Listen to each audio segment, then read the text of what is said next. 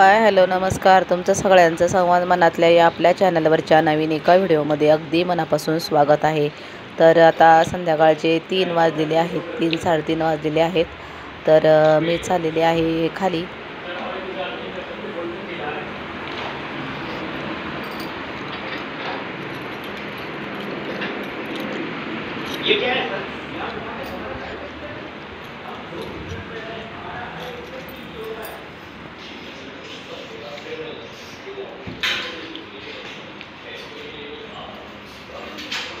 अरे बाबू बाबू बाबू बाबू, light bill फाडलं का? हां, लाईट बिल फाडलं. हे काय ते नेमकं इकडचं लाईट बिल फाडलं. आता हे कसं काय?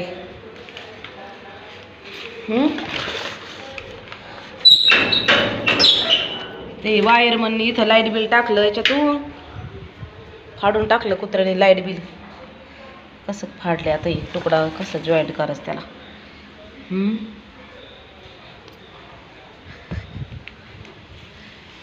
लाईट बिल फाडलंय बाई.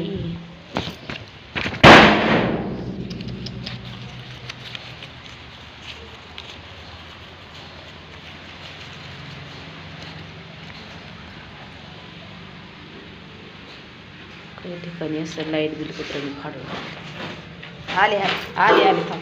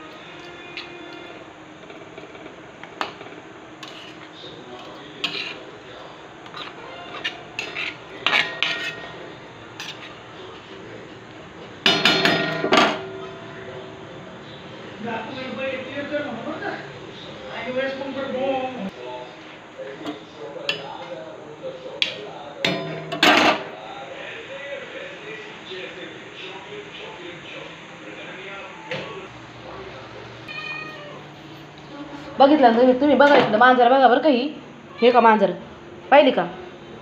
ती पायाला चावती. नाही ती जार धुवायचं आहे, मग टाकायचं. राहू दे.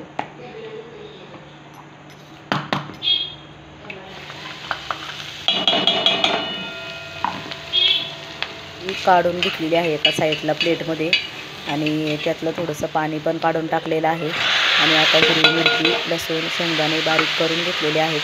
आणि भाजी शिजवतानाच थोडीशी मी त्यामध्ये 1-2 चमचे मुगाची डाळ टाकलेली होती. आणि छान असं तेलामध्ये हिरवी मिरची, लसूण आणि शेंगदाण्याचं वाटण छान परतून घेतलेलं आहे. आणि मग त्यानंतर त्यामध्ये भाजी टाकलेली आहे. आता ही भाजी छान परतून घेते आणि मग 1-5 मिनटं त्यावर झाकण ठेवते. शक्यतो झाकण नाही ठेवायचं, पण मी थोडंसं ठेवणार आहे 5 मिनटं, कारण त्यातलं थोडं जे पाणी आहे ते पटकन असं आटून जातं. भाजीत पाणी वगैरे काही टाकलेलं नाही आहे, पण धुवून टाकल्यामुळे आणि मिठाचं वगैरे पाणी सुटतं, तर तेच पाणी आहे. आणि 2 ते 3 मिनिट छान अशी परतून घ्यायची.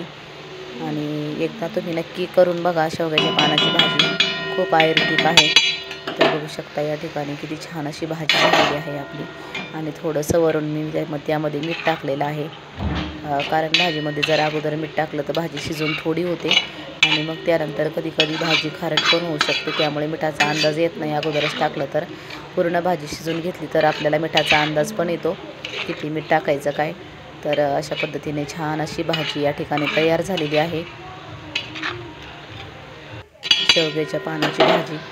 आणि लगेच आता भाजी झाल्यावर मी माझा उपवासाचा बटाटा या ठिकाणी करत आहे. तर संध्याकाळचा उपवास सोडायचा नसतो हरतालिकेचा, तर आता त्यासाठी छान असे मिरच्या कट करून घेतलेल्या आहेत. तेलामध्ये मिरची, बटाटा आणि शेंगदाणा छान परतून घेते आणि थोडीशी भगर होती, 3 ते 4 चमचे भगर होती, ती भगर धुवून त्यामध्ये टाकलेली आहे आणि ते पुन्हा छान असं परतून घेते आणि पाणी टाकून 1-2 ते 3 मिनिट छान शिजवून घेते. आणि बघा या ठिकाणी फायनल आपलं डेकोरेशन तयार झालेलं आहे. तर खूप छान आणि खूप सुंदर दिसत आहे डेकोरेशन. आणि उद्या गणपती आपल्या घरी येणार आहे, तर गणपतीच्या आगमनाची तयारी या ठिकाणी जोरात चालू आहे. तर उद्या तुम्हाला मी गणपतीचे आगमनाची नक्की व्हिडिओ दाखवेल. तर त्यासाठी चॅनलला अजूनही सबस्क्राईब केलं नसेल तर प्लीज चॅनलला सबस्क्राईब करा. व्हिडिओ आवडत असेल तर व्हिडिओला लाईक करा. या ठिकाणी तुम्ही बघू शकता खूप सुंदर असं डेकोरेशन झालेलं आहे. आणि आजच मी सगळी तयारी करून ठेवलेली आहे, कारण उद्या मग खूप धावपळ होते. घरातला स्वयंपाक करायचा, फरशी पुसायची, धुणं भांडे, बाकीची घरातली आपली देवपूजा, रोजची देवपूजा, रांगोळी वगैरे. सणवार असलं की घरामध्ये कसं कामाचा नुसता धुमाकूळ असतो आणि खूप प्रसन्न वाटतं. सणवार असल्यावर गणपती 10 दिवस घरामध्ये खूप प्रसन्न वाटतं. आणि हे मंदिर अजून तर गणपती यायचं बाकी आहे, तर मंदिरच झालेलं आहे. नुसतं डेकोरेशन तर इतकं सुंदर आणि इतकं पॉझिटिव्ह वाटत आहे घरामध्ये. तर चला, व्हिडिओ आवडत असेल तर व्हिडिओला लाईक करा. चॅनलवर नवीन असाल तर प्लीज चॅनलला सबस्क्राईब करा. चॅनल अजून नवीन आहे, चॅनलला सपोर्टची खूप गरज आहे. ज्या कोणी ताईंनी, दादांनी चॅनल सबस्क्राईब केलेलं आहे त्यांचे अगदी मनापासून धन्यवाद. आणि असं चॅनलला सपोर्ट करत राहा.